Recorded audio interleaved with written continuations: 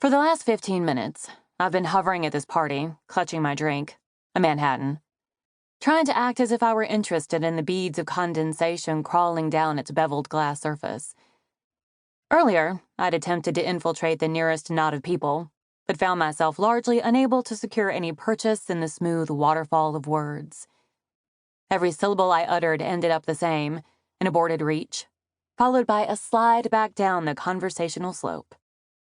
20 minutes before, I'd been rolling along the streets of Buckhead as they became wider and posher and leafier, navigating past Hummers and Land Rovers and various other luxury vehicles until the huge home hosting tonight's event floated into view like a glowing mothership at the top of a hill. 10,000 watts of incandescent bulbs burned brightly against the night sky, illuminating a pair of cream-jacketed valets trying to wave me down. I ignored them. No one drives my truck except me.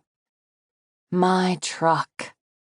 My truck is really an economy hatchback from which I've removed half of the back seat. This vehicle, which I've named Herman, has been with me for 12 years over multiple continents, so he doesn't exactly boast the latest technology. He also looks like ass, having sputtered through monsoons and deserts and, in the worst of times, literal wars. I've replaced and rotated his tires, changed his brake pads and calipers, swapped out his filters, substituted his belts and hoses and batteries, and flushed his radiator and transmission. There are more than 200,000 miles on this sucker, and there's no way I'm getting rid of him until the tragic day when he finally and irredeemably croaks. As always, driving him makes me happy. In the house, though, I've lost a bit of my composure. I can't control my fidgeting. Of its own accord, my body yearns toward the door. My foot taps, a relentless skittish beat.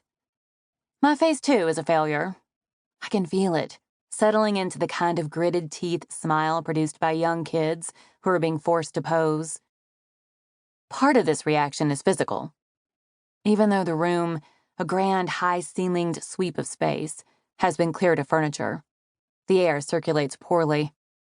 Flames roar in a 10-foot-high fireplace anchoring one end of the room, its mantel heaped with drying pine boughs and berry-encrusted twigs. The beribboned garland is clearly meant to invoke a festive Yuletide spirit, but in me, it produces a burning desire to figure out where the fire extinguishers are stored. Whoever decorated the mantel didn't hold back elsewhere either. Even without furniture, the room appears to have been fluffed by a herd of manic elves. There's red and green shit everywhere. Glass stars, hunks of mistletoe, human-sized nutcrackers standing sentinel in the corners, all of it somewhat shimmery from the radiance of the fire. But my discomfort stems not just from the ostentatious decoration, or from the oppressive warmth, or from the perfumed but acrid scent of other people surrounding me, shooting up my nose like a chemical weapons attack. It's not only the sound, the chittering and cackling of too many voices straining to make themselves heard. It's the bodies. Even if I close my eyes and block my ears, I can sense them. Mere feet from me. They span all directions, appropriating space, emitting sound waves and social urgency, and without a doubt, respiratory particles. A party, it should be obvious, is not my thing. By now, you've gleaned a few more facts about me, or you think you have. Socially awkward, you're thinking. Oversensitive. Insecure. Or maybe this. Too introspective. I feel the need to defend myself from your assumptions, even though they are logical. Despite my earlier warning, I'm actually good with people.